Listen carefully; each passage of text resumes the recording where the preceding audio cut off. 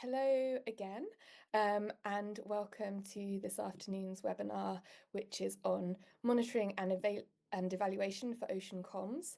My name's Natalie Hart, and I'm head of the Advancing Strategic Ocean Communication project.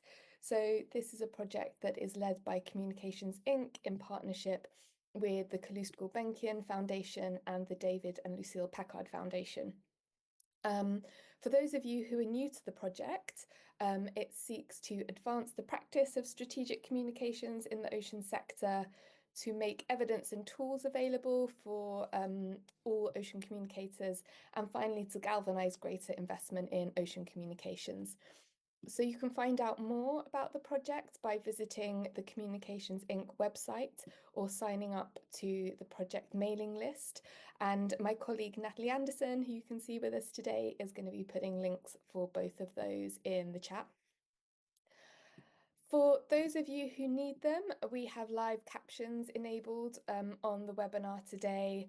The webinar is also being recorded.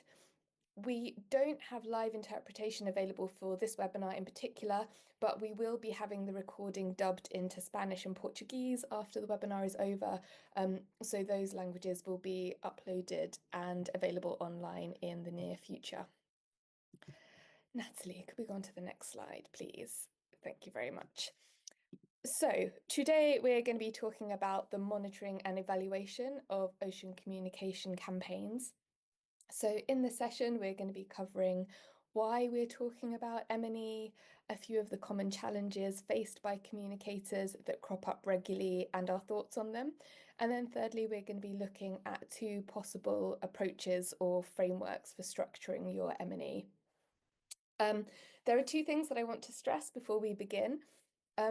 The first is that I am sure a lot of us who work in the ocean space are used to working with scientists and academics, but I just want to stress that today is about skills for communicators, and the M&E that I'm going to be talking about isn't about academically rigorous evaluation that can be peer-reviewed and published. It's about day-to-day M&E that can give you really actionable insight to improve your campaigns, usually on pretty tight turnarounds and timelines. And the second thing that I want to say, I know some of you have been to a few of our webinars already, is that I actually found this a really difficult topic to prepare to present on, because honestly, it's a bit dry and a bit theoretical, and it's really hard to make M&E exciting and compelling. So please do bear with us. It was a subject that came up time and time again as something that people wanted a webinar session on. And so I hope that there will be something useful that you can take from it, and that it will be a good taster, an indicator as to where your interest might lie, or possibly where gaps in knowledge might be that you can focus on in the future. Next slide, please. Thank you. So before we go any further, I just want to kind of double check that we're all on the same page with what monitoring and evaluation for communication actually means. So it's sort of terminology, a bit like theory of change that we'll get onto later, that can sometimes be thrown around a bit without everyone fully understanding what we mean. The phrase can be like a little bit off-putting, I think. But what we're going to be talking about today in terms of monitoring and evaluation is really simply a system, a framework, or a process to answer the question, is your communication effort working? Or is your campaign doing what you said it would do? So it's really not something to be afraid of, even though it might feel like it sometimes. Next slide, please.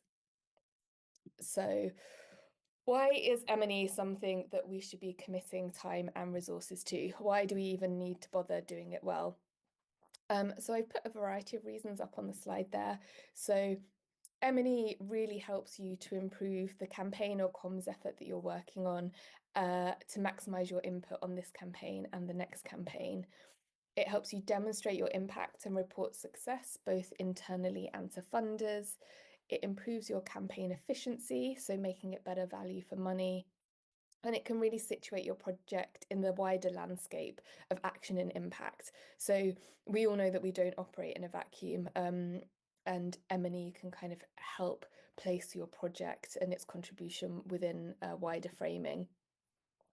M&E provides you a process that can enable you to ascertain whether your campaigns are contributing to making the attitudinal or behavioural change that you hope they would.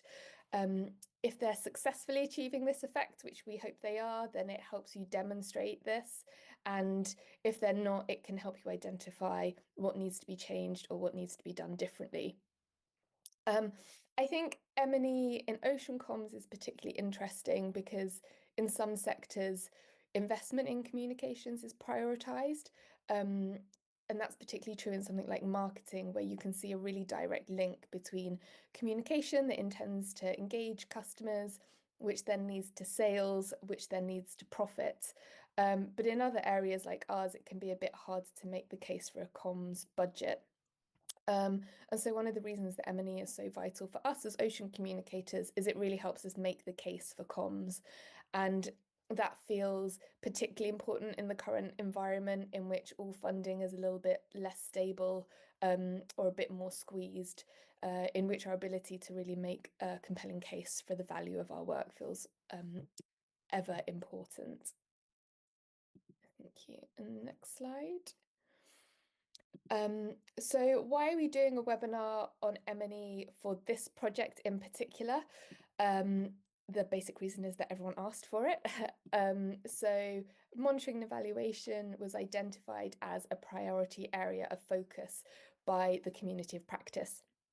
So the Advancing Strategic Ocean Communication Community of Practice has now grown to over 600 communicators globally. As part of the project, we set up 5 expert chapter groups to co-develop better practice principles on key themes within the project. And the idea of these better practice principles is that they guide and support communications practitioners to deliver impactful ocean comms. So the guidance that you can see via the link in the chat that Natalie's putting up is really the collective wisdom and expertise of experienced ocean communicators from all over the world. Perhaps unsurprisingly, monitoring evaluation came up as a theme across multiple groups in the Better Practice Principles document, showing us that it's an area of practice that is really, really important for people to include in their comms process to maximise the impact of what they're doing.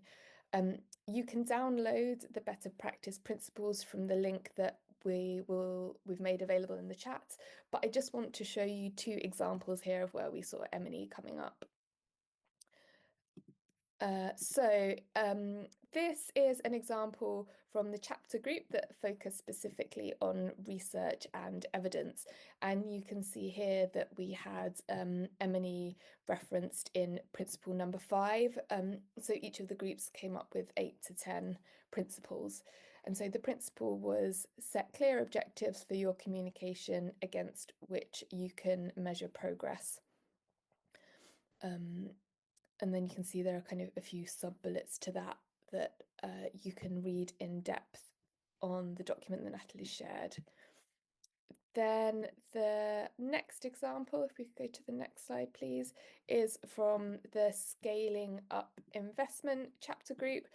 So this chapter group focused on how to support philanthropic foundations in increasing and enabling good communications practices in the ocean sector. And we saw principle 4 added by this group was agree on clear and realistic measures and timelines for success. Again, I won't read all the details out on this one, but I just wanted to highlight a couple of themes that I thought were in common across these 2 groups and their principles and others. So first of all is timeline. So both of these groups in their principles reference setting up a monitoring and evaluation approach early on in the comms process.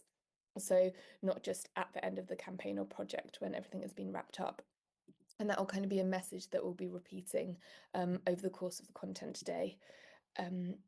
Another timeline point is that the research and evidence group repeated the term over time, and the scaling up group talked about short-term and long-term signals. And I think what's important to take away from this is that both groups are referencing the fact that comms campaigns that focus on attitudinal and behavioural shifts can take a long time to be effective. And so it's really important to find ways to capture both the kind of short-term immediate impact and the longer-term effects of the campaign. And then finally, from this scaling up group, I really liked the reference that they put in to longer term signals that things are moving in the right direction and progress towards longer term goals. And I think there's a real recognition implicit in this, that communications campaigns, especially those working on attitudinal and behavioural shifts, are not quite as simple as A plus B equals C, and nor should they be. Complexity is okay. Complexity is how comms campaigns work. It's how people work. And so we really need to be cognizant of making space for that complexity within our M&E approaches and not kind of trying to fight against it. And that's something that we'll talk a bit more about later as well. Thank you. Next slide, please. So, before we go into the frameworks in detail, I just wanted to flag a few recurring questions or issues around monitoring and evaluation that we've encountered, both in our work at Communications Inc., as we've supported campaigns and clients on their delivery, and also in the challenges that we've got from the community of practice, particularly last year in the Communications Symposium, that people commonly face in M&E. So if we can go to the first one, please. So the first question we commonly get is, where does M&E fit in the communication cycle? And that question is usually followed by the additional, is it just at the end? And as I've already stated, one key takeaway message from this session is that M&E is a process that takes place throughout the communication cycle. I've included here a diagram from the Government Communication Service in the UK that I find really useful. And what the diagram shows is that monitoring and evaluation, which you can also think about as continuous learning, is really at the heart of the campaign cycle. So it should occur at the beginning, in that it should be a foundational part of your design approach, is in deciding what your objectives should be and how you're going to measure progress against them. And then data should be collected throughout your campaign at regular time intervals that are relevant and appropriate to that campaign, so that the data and insight you're gathering can be used to improve and tweak what you're doing. And I say that's a really important thing to bear in mind, that M&E isn't just about demonstrating impact for the sake of reporting. It's about seeing if things are working as you're going along and really adjusting your course if they're not. So we'll make this recording available afterwards so that you can have a look at that diagram in a bit more detail. But on this question as well, I just wanted to share another diagram that I find very useful in terms of thinking of a monitoring and evaluation mindset where you're constantly learning and readjusting your course. This is a bit of a funny one. It's called an OODA loop, which stands for Observe, Orient, Decide and Act. And it was originally shared with me by someone who runs communications campaigns for NATO. And so it's, rather than comms specific, it's actually a decision-making model that was developed by an Air Force colonel who I think was called John Boyd. And it was used as a basis for helping fighter pilots make fast and effective decisions. I think it's really useful from a comms perspective, because I think in comms campaigning, we're also under pressure to make fast and effective decisions regularly as well. So how do I think that the OODA loop applies to comms M&E? Well, I think that observe is the phase of M&E where we're gathering data on what we're doing. So it might be data on audience engagement, media coverage, sentiment analysis, real world events that are affecting our communications. The orient phase is when we're interpreting that data by analysing patterns, looking at the contextual factors, looking at arising risks and opportunity. And this is the stage that we really think about how audiences are responding, identify misinformation threats if they're out there, assessing whether messages are resonating as intended. Decide is where we make a decision based on the insights we've gained about what we're going to do. Are we okay carrying on the way we're carrying on, or do strategic adjustments need to be made? So an example might be that from the observe and orient phase, we see that certain messages are ineffective or being misunderstood. And so we could decide at this point to revise our message to improve clarity and impact. And then finally, we've got act. And so act is where the refined strategy is then implemented. And then the important bit after this is that after act, you go back to observe. So the cycle repeats itself so that you have this continuous ongoing learning and adaptation. And so by applying this, like the OODA loop to comms M&E, we can really ensure that strategic communications teams can remain agile, that they can make evidence-based adjustments to optimize campaign effectiveness, and respond in real time rather than waiting for longer-term evaluation results. Thank you, Natalie. The next question, which is a big one, is how can I prove impact? This is really a question that comes up all the time, and it's asked to us by people delivering campaigns, it's asked to us by people funding campaigns. And what I want to flag here in terms of your thinking is the difference between causal attribution and causal contribution. And what I want to say is that causal contribution is what we're aiming for. Again, I understand that I'm throwing in a lot of terminology around, so bear with me as I try and break it down. But essentially, causal attribution is where you seek to establish a direct cause and effect relationship between what your campaign is and the outcomes that you've observed. So causal attribution is saying we did A and B in our campaign, and that led to or resulted in the change C.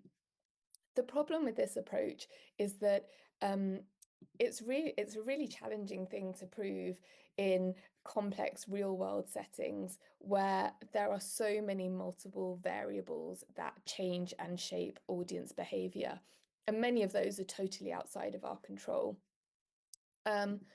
What causal contribution, on the other hand, acknowledges is that communications campaigns operate within a much broader system or ecosystem of influences. And so causal contribution aims to look at the extent to which a campaign has been successful in achieving its intended outcomes alongside other factors. So we can say that we did A plus B, and then plus there are a bunch of other things going on, but we helped make progress towards C.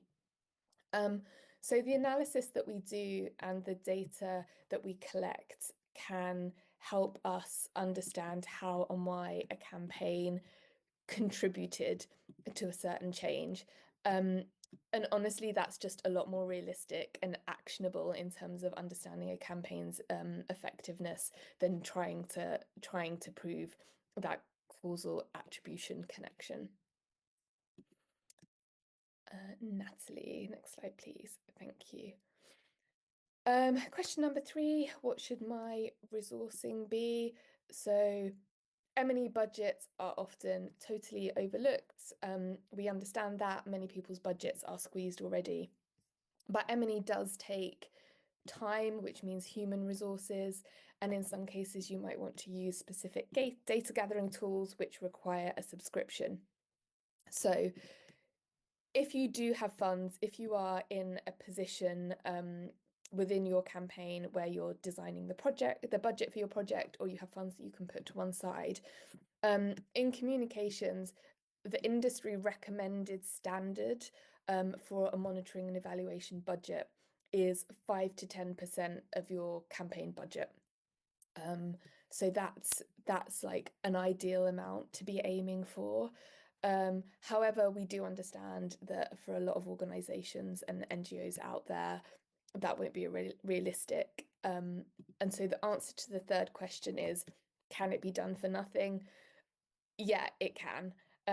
You might need a much more limited approach to your monitoring and evaluation, but planning to gather some data to assess the impact of what you're doing as you're going along, rather than just at the end, as we've said, is absolutely better than nothing. And so in this case, it's just about choosing what you're going to be measuring very carefully within the limited resources that you have. Thank you. And then final question, how do you decide what to measure? This is where we see the risk of data overload. And I think this is a particularly increasing challenge in the digital age, because now there are just so many metrics available to you that it might be tempting to gather them all up, and then basically you end up in a situation where you have a bunch of numbers that you have to wade through and you're not entirely sure what any of them are telling you, and you don't necessarily get much insight. There's also a risk when you have too much data that you start to lean quite heavily on what we refer to as vanity metrics. So what vanity metrics are they're the numbers that make your campaign probably look really good, but don't actually point towards any effect in the real world. They don't answer the so what question.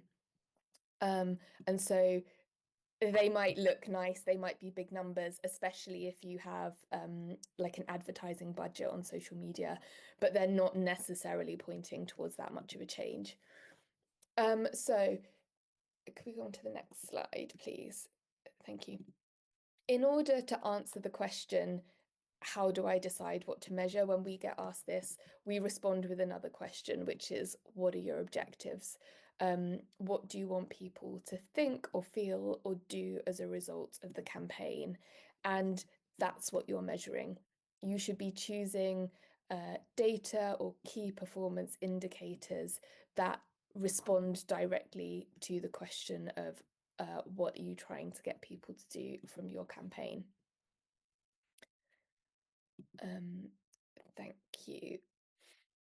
So that final question about choosing what to measure and the importance of it responding to the strategic objective of your campaign is where monitoring and evaluation frameworks come in. So we're going to discuss two different frameworks that you can use as a structure for your monitoring and evaluation. And so what they should do is sort of provide you with a structure where you also have your strategy, and you can start to plug in individual campaign metrics or KPIs. KPIs I've mentioned a couple of times already, but KPI stands for a key performance indicator. So essentially a quantifiable measure of performance over time for a specific objective. The first one that we're going to talk about is the slightly more complicated one, which is a theory of change monitoring and evaluation framework. Theory of change is another one of these kind of phrases or terms that kind of gets thrown around quite a lot, and it's like it's a bit of a mythical beast in that everyone's heard of it, but like people don't necessarily know what it looks like. But I just want to say, like, there are many different ways of doing a theory of change, and I will be focusing on the one that I use, which is the most simple 4-step one. So they're like a really super useful tool to have, so please don't let the term theory of change put you off. If we go to the next slide, please. So what is a theory of change? A theory of change in a comms campaign is a strategic framework that really maps out how and why your campaign is expected to achieve its intended outcomes. So another way of thinking about it is as a hypothesis. So that if we do X, then Y will happen, and thereby Z will take place, contributing to, and I've now run out of letters in the alphabet, but you get the idea. So the example that I have up here, you can do all sorts of fancy things like adding barriers or enablers, but I use this basic 4-step layout, which I've used in peace building campaigns, and I know that is commonly used in public health campaign theory of changes as well. What you can see there are 4 rows which have a logic sequence through them. So you have if, and the if is where your activities go. So if we do or make a specific thing, so you've got your content there delivered in a specific way. So that's where you put like your channels or platforms, how you're going to disseminate it to reach an identified audience, so your identified target audience. Then is where we put what we expect to happen as an immediate response to our content or product among the identified audience, so establishing that it reaches them. Thereby is the effect that you expect it to have among your identified target audience, and contributing to is the longer term outcome that you hope will come about. I will go through an example with this at the end because I know it's quite a complicated thing to kind of see when it's laid out like this. If we could go to the next slide. And like I said, the recording will be made available so you can kind of go through this a bit more slowly and in more detail. For the sake of the framework that we're going to use, what we want is that each of these rows of logic has a category or a bucket, so we can assign key performance indicators to it. So in a basic 4-stage theory of change, which is the model that I was talking about that we use here, those categories are inputs, outputs, outtakes, and outcomes. Some of the words are a little odd, like I always think outtakes feels like a little bit strange as a word, but this is sort of the accepted way of categorizing them if it's a 4-step one. So I go with it. If we could go to the next slide. Thank you. So what I've done in this slide is I've moved the categories that we had on the right on to the left side of the screen. And what you can see is what you do is you assign key performance indicators to each of these categories or stages in the theory. So with the category column on the left now, you can see that for inputs, we want information on the material that you're putting out there. So this is where you put the number of deliverables, events, products, activities, videos, animations, whatever it is that you're putting out there. Outputs is where we ask ourselves whether we're getting that content in front of the right audiences in the right numbers. And so in there you can put KPIs like engagement stats, likes, views, dwell time. And then I've also put in there plus data on audience demographics. So this is, if you can get this information, it's really useful because one risk with your KPIs, and sort of that plays into the comment about vanity metrics I made earlier, is that maybe you did an ocean campaign that was for people that currently don't support ocean issues or don't have access to the sea. And you did a campaign, and the campaign was great and it went viral and everyone was super happy about all the engagement. But actually, the campaign had found people who were already converted audiences. So it wasn't actually doing what you said it would do. And that's really important why it's important if you're targeting a specific audience, that you make sure in your key performance indicators, you have a way of finding out if you've reached those people, or whether you're just reaching people in general. The next one we have in there is outtakes. So outtakes is where we find key performance indicators that respond to the question, is it having the intended effect on those people? For KPIs on outtakes, qualitative KPIs are really useful here. So what you're looking for are comments, it could be feedback forms, it could be a survey that you put out, it could be focus groups. But what you're really looking for is not just that people have liked something as they scroll through, but that actually you're looking for evidence that it's caused some kind of shift in the way that they think about things or the way that they do things based on what your objective was to begin with. And then finally, outcomes are metrics of longer change. And so these are often broader KPIs and not campaign specific. So it might be that the kind of the big overarching change you're aiming for is a change of policy, a nationwide behavioural change, and they would be expensive metrics to gather if it was just you, but what you can do is you can use other data that's out there. So you can look at reports on policy. If you live in a country that has nationally representative opinion polls coming out on climate attitudes and behaviours, or if you're in one of the countries that's the new global ocean society survey is going to be in, that's the way you can use those metrics to kind of see how you're contributing to, not causing, because that's not what we're proving, how you're contributing to that kind of change over time. We will, I said about the recording, we will also follow up this with a crib sheet that kind of lays it all out for you as well to make it a little bit easier. So what does that look like in practice? Like what does it look like in a document? If we could go to the next slide, please. This is it, like this is as simple as it needs, or as complicated as it needs to be, and that it can be very simple. So I would suggest, and this is what I do, setting up a simple table like this, where you have your theory of change on one side, then your theory of change statements in the middle, and your KPIs on the right-hand side. What this does is it sets up the M&E structure for your campaign, but also it makes sure that every bit of data you're collecting for a reason, because it links to part of your theory of change objectives.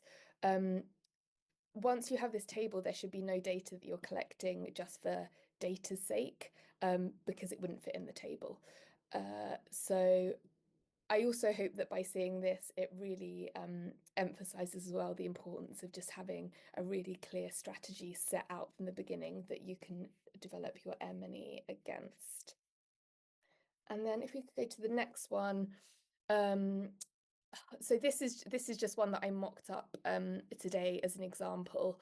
And in the crib sheet we share, I'll do a couple more examples and kind of annotate it so that you can see the thinking. But an example is, if we target single-use plastic users in a specific supermarket with compelling communications content that has clear evidence of environmental and health impacts, along with viable solutions and alternatives. And so there, the KPIs would be what you're doing. So it could be social media ads targeting a specific consumer group, or in-store advertisements. Then single-use plastic users will see and engage with the communications around reducing their plastic intake and using alternatives. So this is where you'd put in the metrics that show if it got to the right people. So it could be views, likes, engagements that show that they saw the content, or if it was in-store advertisements, the way they do that is they essentially have people there with clipboards kind of checking footfall. And then audience demographics. So you want to make sure that if you're targeting a certain supermarket, that you're getting those supermarket shoppers and not someone that's going somewhere completely different.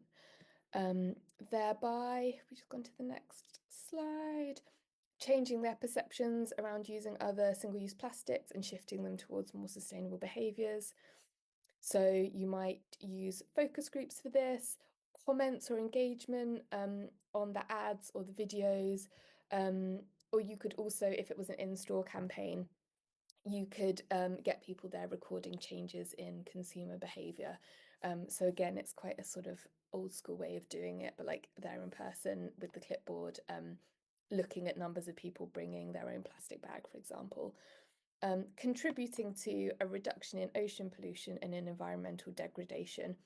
So this is the one, like you're not supposed to go out to sea to check that there's less plastic in the ocean as a result of your campaign. That's something that someone else should be doing, and you can use the data to kind of show how the overall picture has changed. Thank you, Natalie. Thank you everyone for bearing with me while I got us through the theory of change explanation. The approach to, you might be pleased to hear, I'm pleased to hear, is a bit more simple, in that you essentially have two buckets and you have measures of performance and measures of effect. So if we go on to the next slide, please. So in this one, you have three columns or buckets. You have your activities, and that's your immediate indicators, and that's where essentially what we would have put in the if column on the theory of change. So it's information on your activities and deliverables. What are you doing or producing? Who are you targeting or intending to reach? And really, if you're running a campaign, this is how you show where the campaign delivery money was spent. Was it on social media posts, community workshops, crisis response messaging? This is where you put your activities. And then in this middle column or bucket, we have measures of performance, and I've put short term there. Measures of performance metrics are really to assess how well the campaign is being implemented. So here you'd focus on metrics such as reach and engagement and delivery. And so what these really do is they help to determine whether the campaign activities are being executed as planned. And then finally, you have your measures of effect bucket. And this is where you are evaluating changes in audience awareness, attitudes, or behaviours due to the campaign. So they're really focusing on effect or impact rather than how well your activities were doing. So ways you might measure those, again, like surveys, focus groups, it might be that you do a sentiment analysis, or you collect data on shifts in behavior, so adoption of a certain practice, or if you're doing something that's a campaign that's targeting media, it could be a shift in public or media discourse. What this model or framework doesn't have that the theory of change one does is that it doesn't really have the final bigger picture piece. You could put some of those metrics into measures of effect, and kind of with the caveat that you'd be saying this is one measure of effect or one indicator among many. But I do think it's a good way of doing it. Like I said, I use the theory of change one with the 4 categories, but that's because that's, as I developed in my career, that was the standard framework that I was introduced to. But I do think that the 3 buckets here, for a lot of people, can feel a bit more straightforward because you don't kind of have the tricky terminology around inputs, outputs, outtakes, and outcomes. So I think this can be a really nice way of doing it as well. And like I said, like all ways of doing it are equally valid. It's just really important to find a way that works for you and doesn't feel overly arduous and isn't off-putting. Natalie, if we could go on to the next one. And so this is just an example of how some of the metrics from previously could go into this model instead. So activities, you'd have what you're doing, social media ads, in-store advertisements, measures of performance, could be likes, engagements, comments, it could be around footfall, And then measures of effect would be things like people bringing in their own bag, a reduction in single-use plastic consumption or purchases, or you might have something in there like an in-store commitment to minimize packaging from supermarket-owned brands. Okay, thank you. Next. Yeah, and so I just want to reiterate with this slide just the point about strategy and like how important it is to have a really clear strategy from the beginning. So having a clear strategy ensures that your monitoring and evaluation is systematic, it's meaningful, and that it leads to actionable improvements. Without it, your monitoring and evaluation risks being unfocused or ineffective. And so I just say, um, I know a lot of us work in really small teams where um, strategy and M&E are naturally integrated because it's only a couple of people working on the campaign. But if you work for a bigger organization and you're just focusing on the M&E, for example, and you don't feel like you're getting a clear strategy or you're not seeing the objectives clearly articulated, I think that's something to kind of really push for and ask for because in terms of M&E, in order to do your job well, the strategy job needs to have been done well as well. Then so I'm just going to end with a few key tips here. I've said a lot of this throughout the course of the webinar, but I just want to say again, with monitoring and evaluation, the earlier you start, the better. Please don't wait until the end. Please do use the data and insight to help you improve the campaign as you go along. It's just endlessly useful and it makes such a big difference. Next, find an approach that works for you and your partners. It doesn't have to be arduous and complicated. Maybe you look through your framework and you actually decide that you've only got scope to select a couple of KPIs for performance and effect, but maybe you really focus on collecting them at regular intervals and really consider them carefully and think about what they're telling you about how your campaign is doing and whether you should be making adjustments based on that, and that is totally okay too. The next is something is better than nothing. This is really important. Like, don't be intimidated by the task. It's not a waste of time. It's a really useful thing to do. So just try and do something. And then accept the limits of what you can't prove and focus on what you can. I feel like I keep saying that all of these are really important, but this one is also very important. No one is asking you to show how your campaign has saved the planet, or at least they definitely shouldn't be. So if they are, there's something wrong there. But what you can do is show your particular piece of the pie. So showing how your campaign contributed in its own very specific strategic way. And finally, the best way to do M&E is honestly just to get into the habit of it. Don't treat it as optional. Make it a standard part of campaign delivery.